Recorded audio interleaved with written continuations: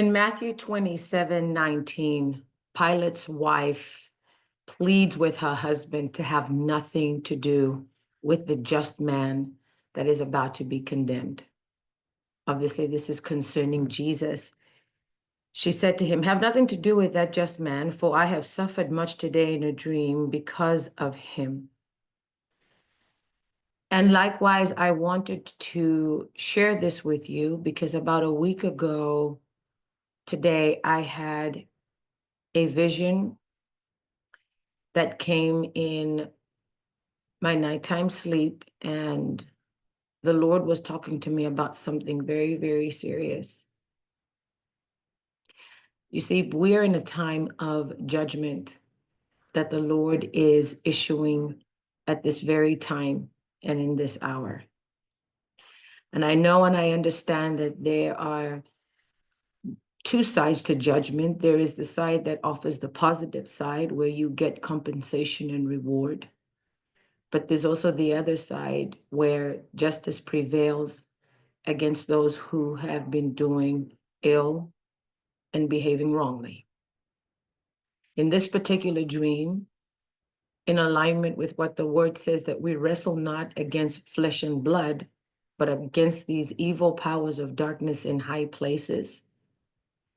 The Lord called me and said, "Victoria, come and see and hear and make record of these three judgments that I'm going to pass on these three entities."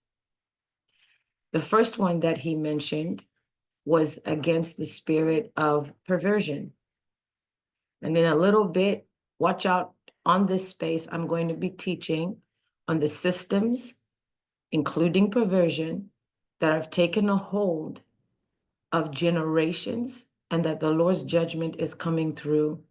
I'm going to teach on each one of them and what has been taking place so that you can have a greater understanding about what you're fighting against in your life. The very first one was perversion. And he said that there was a fire that would come upon it to judge it harshly. And it's not the fire at the end of time. This is going to happen within our lifetime. The second one, he has sealed the knowledge of it for me for now and will be revealed at a second time, at a later time. But that judgment is the same as the first, where a fire is coming to judge that entity. But the very third one, this is the one that got my attention. This one, he called her queen. And because of what she's associated with, known as the Queen of Heaven, this is Ishtar. And he said to her, "Ishtar, I will issue judgment upon you immediately, and a fire will come upon you because I am angry at the spilling of innocent blood that you have done, especially through abortions." The wrath of God, when he opened up his mouth, and this fire 3 times came on this queen,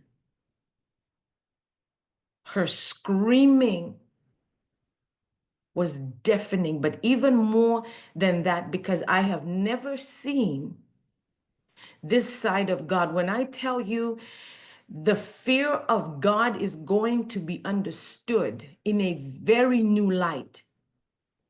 If your definition of it is reverential awe, you're about to learn a whole new different dimension of the wrath of God.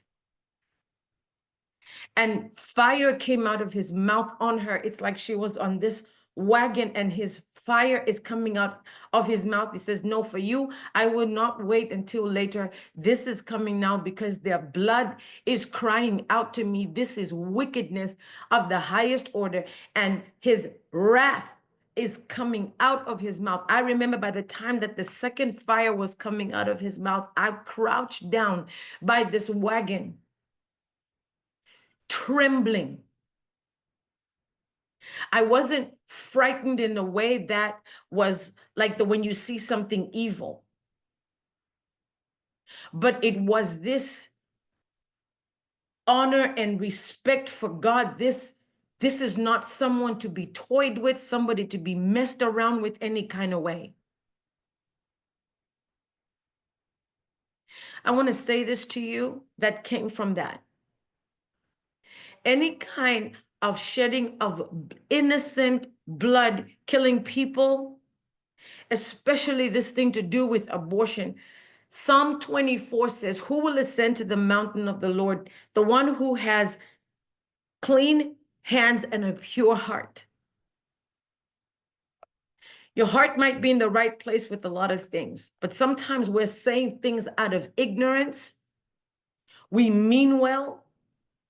I am pleading with you like Pilate's wife when I say this to you, please have nothing to do with this.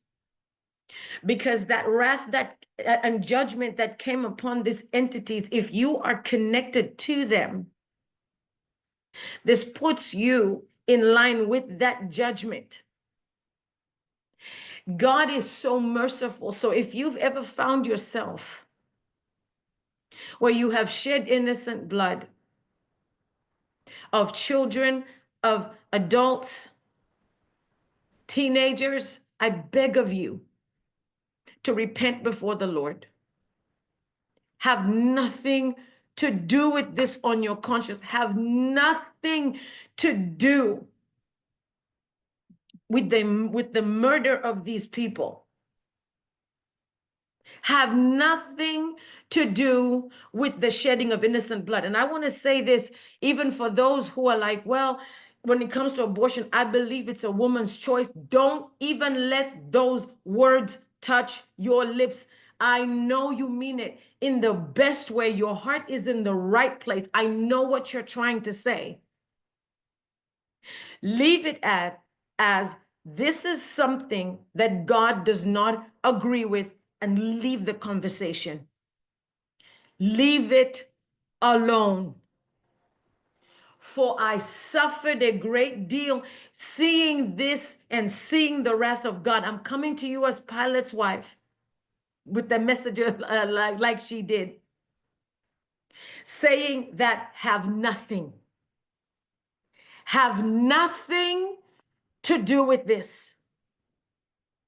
I beg of you, by the mercies of the living God, do not incur justice upon your head because you said something out of ignorance and made yourself just as guilty. Leave it at, I'm going to be praying for people. I'm going to pray for the will of God and say, this is something that God finds very serious, and I don't want to get my hands dirty on this. I want to tarnish my hands, even though my heart might be in the right place. I want you to heed the word of the Lord. Keep your hands pure. Keep your hands clean. And keep your heart pure when it comes to the shedding of innocent blood. The outcome is not a pleasant one. Don't put yourself in the line of harsh judgment from a place of ignorance.